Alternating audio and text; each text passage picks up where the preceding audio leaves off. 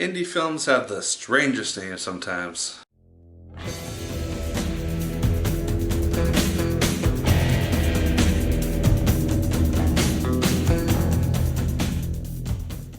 Hello once again, watchers of good movies. My name is Nick Pell, and this is once again coming from my apartment. Now today we're going to be talking about the film Certain Women. Now this is, like I said, an indie film which stars Laura Dern, Michelle Williams, and Kristen Stewart in it in these three main roles. And this one's very interesting because instead of being kind of one continuation, which has all three of these characters in it in one continuous story arc, it is split into basically three different acts and three different stories, very short stories. And this is something which kind of surprised me, to be honest, because I thought that there's going to be a lot more crossover with these characters, and yet they're all three in kind of their own separate things. There's not really a lot of crossover that happens, except for maybe one instance which I was able to see in the last story, and that was kind of disappointing for me because I was hoping there would be kind of a lot more of a connection between these three women. That said, they are for the most part very interesting and fun to watch stories. We have Laura Dern's story first.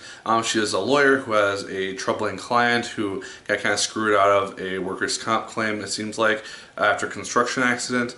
And you see her having to deal with that situation as it kind of develops into more and more of a problem. And then the second story is focused on Michelle Williams' character and her taking her family out into the middle of the forest. They seem kind of like naturists. They like to go out and just camp in the middle of the woods.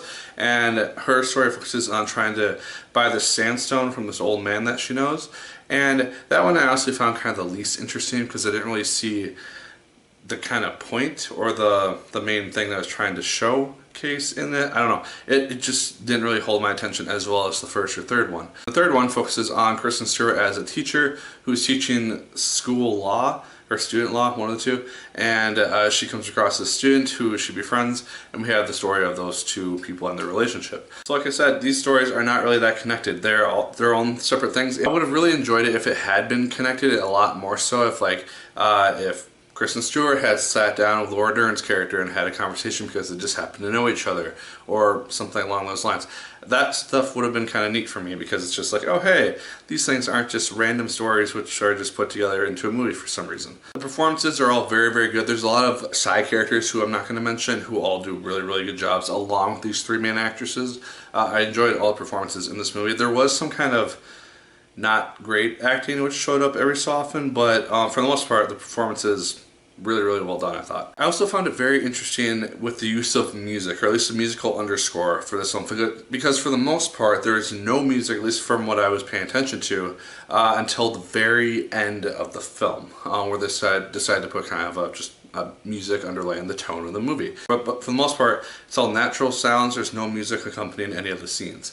And that's something which is really, really interesting for me, just as a musician and someone who watches movies regularly now, just seeing when films decide to use a lot of music in their movies, like big blockbusters, as opposed to these smaller indie films which use it a lot more sparingly, maybe because of budget purposes or just choice from the director or something. But once we see all three stories play out per se, we do have epilogues for all three of them. So Laura Dern's character, she has her story first, it spins back around and focuses on her for about 5 minutes at the end of the film. Same with Michelle Williams, same with Kristen Stewart. And I found that to be just kind of a nice kind of closure type of thing. While I would have liked to see some connections show up in those epilogues, I still enjoyed kind of the messages which they showed in the first and third stories. Again, the Michelle Williams story, well acted and everything. I just didn't really see the purpose of it per se. I felt like those first and third stories, they had something which you could really take away from. Especially the third one, I think had the most impact per se, at least for young people and people like looking for love. I think that's the message in it was kind of an interesting one and not a typical ending that you would expect. But guys, well, Certain Women, it had its flaws. It was something which I really ended up enjoying for the most part. Like I said, has its issues, but really good performances and really interesting stories for the most part. So guys, those are my thoughts. Let me know yours in the comments down below. Did you like it as much as I did? Did you hate it more than I did? Let me know. Like, favorite, comment, and subscribe once again if you so choose. I appreciate it immensely. And as always, my people, my name is Nick Pell, and once again, keep on watching.